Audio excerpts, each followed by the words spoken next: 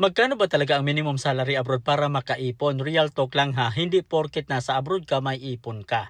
Narito ang iba't ibang salary bracket at yung aking paliwanag. Una, 80 to 100,000 pesos. Kaya lang kung libre bahay at transportation. Pangalawa, 100 to 150,000 pesos. Safe zone kung disiplinado ka. Pangatlo, 150,000 pesos pataas. May ipon ka, may emergency fund at may future ka dito. Pero kung less than 50,000 pesos ang sahod abroad, narito ang mga realidad. Halos sapat lang sa pang-araw-araw at padala sa Pilipinas.